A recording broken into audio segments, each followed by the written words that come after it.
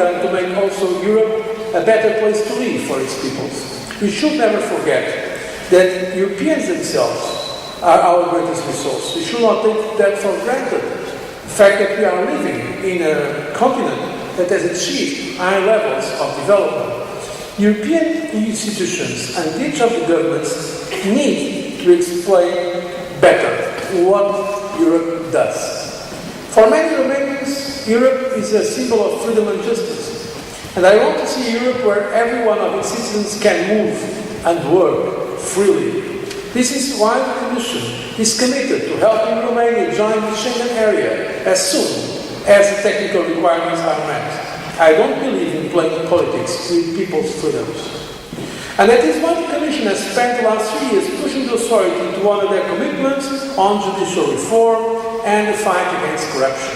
This is not an easy process, but it is one that I know has massive public support for the European Union. We will continue to work with authorities to make this happen. The European Union is not just about what we can do from Brussels or Strasbourg in European Parliament, but also what can be done at the national, regional, local level, and indeed by each one of you. Romania and Romanians have an important role to play in this regard. It is very important to think of the European Union not as a kind of external power or something that is done only in Brussels, but a project that indeed needs the ownership, the support, the contribution, the creativity, the critical impulse of all the institutions at all levels and the civil societies, including, by the way, universities, including the intellectual elites, including the young people of Europe. This morning, at the invitation of President Basescu and the Romanian authorities, I have participated in the Danube Summit, which is a good illustration of a concrete and promising project initiated by Romania. It is an initiative that puts member states and non-member states of the European Union working together to address the specific challenges facing the new region. The European Commission will help this process. Next year we will present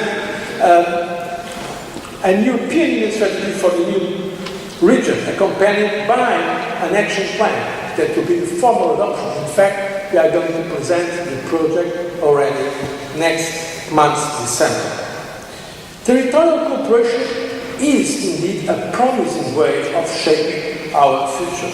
As Robert Schuman, one of the founding fathers of the European Union, has said in 1957, Europe will not be created in one attempt or as a composite whole, but rather by concrete achievements, paving the ways towards solidarity. I think this lesson is very important. Sometimes in the European construction, some people try to oppose the pragmatists to the visionaries. We need both. We need the vision for peace, vision for solidarity, but we also need pragmatic ways of creating de facto solidarity in the day-to-day activity. This is what I call in French, le courage de chaque jour. To be courageous every day. Not just be courageous about a great vision, but to be courageous in every kind of decision we take at national or European level. Excellencies, ladies and gentlemen, an enlarged and more prosperous Europe is also a stronger Europe. And we need a strong Europe to deal effectively with the world outside our borders.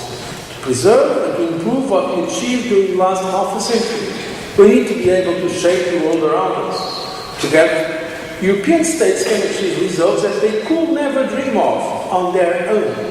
The challenge for the future is how to use the power and capabilities we have built up during decades of European integration in order to promote our values and our interests externally.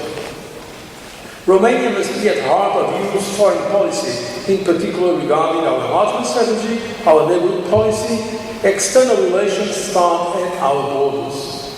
The enlargement process has not stopped in 2007, and we continue engaged in fulfilling the European perspective of the Western Balkans. The neighbourhood policy, in particular its eastern dimension, are also a priority for the European Union. This policy has provided a framework for more focused relations with our eastern neighbors, namely Ukraine, Belarus, Moldova, Georgia, Armenia, and Azerbaijan, Romania can and indeed is playing a leading role in this area.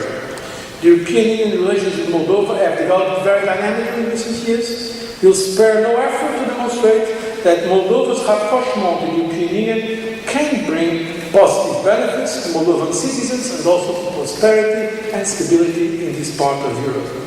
The Eastern Partnership offers these countries a chance of making a strategic choice, a pro-European orientation. In order to achieve this, we offer an institutional framework that brings them closer to our Union. On the political front, the European Union is committed to active engagement with these countries, to reinforce democratic transformation. In economic terms, we want to integrate them as much as possible into our European economy, aiming in the medium-long run to establish a free trade zone in the European economic area from the Atlantic to the Caspian Sea. A stable Middle Eastern Europe requires an enforcement of our strategic partnership with Russia. It is a critical partner. We have known some difficulties, but I'm firmly convinced that we have the conditions to reinforce our relations, including through the Partnership for Modernization. Moving westwards, the partnership with the United States is an essential relationship for the European Union. The economic relationship across the Atlantic is by far the largest between any two trading blocs in history. Our bilateral trade relationship represents 33% of world trade in goods, 34% in services. We are also united by shared values and common strategic and political interests. In November, this month, we'll have the annual European Union-United States Summit, and I hope it will give a fresh impulse to our common transatlantic agenda. Ladies and gentlemen, in my lecture, I have tried to demonstrate that despite remaining heavily attached to its foundational values, the European Union is a project in constant renewal. I think it is very important to have this perspective, the medium, longer-term perspective. You know that when we read every day the press, of course, has to report the news, and they do it to the best of their capacity, but the news cycles today are 1 hour cycle, 1 day cycle. And we tend to forget the medium-long term. We tend to forget that in Europe, not many years ago, there was a Shoah, one of the most abject crimes in history of mankind, if not the worst moment of mankind. We tend to forget that in Europe, some 30, 40 years ago, southern countries like mine were living under dictatorship. There was no freedom. We tend to forget that at least half of the continent was living under totalitarian regimes. We tend to forget that the European community was only 6 countries, and afterwards 9. And from those 6 or 9, afterwards we were 10, 12, 15, now 27. We tend to forget that the process of European integration is indeed one of the most remarkable processes in human history, in terms of joining former enemies, working for the greatest values that we can sustain as mankind, the value of peace, the value of solidarity, the value of justice. And that is why I'm really confident in the European Union, not because of some kind of abstract faith, but because studying history, we see where we are coming from. And studying even the last years, in the middle of difficulties, we see that now we are more advanced than centuries before. 10 years ago, it would be impossible to speak about a common policy against climate change. Today we have it, legally binding, with legal instruments. A common policy to fight climate change with concrete objectives at the European level, and the basic lines for a common energy policy. Just now, after the crisis, we are launching the basic elements of a new economic governance for the European Union.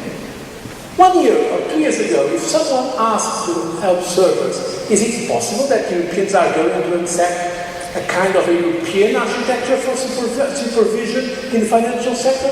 Most people would say, never possible. It was agreed unanimously by the member states, with a huge majority by the European Parliament, based on a proposal that the Commission was proud to present. So I'm saying this because it is very important, namely for those of you, the younger people, that want to give your active contribution to the world and to your country, and to keep in mind this perspective. That sometimes we are living in difficult moments, yes, but we have made basically great progress in our continent, in terms of freedom and also in terms of well-being.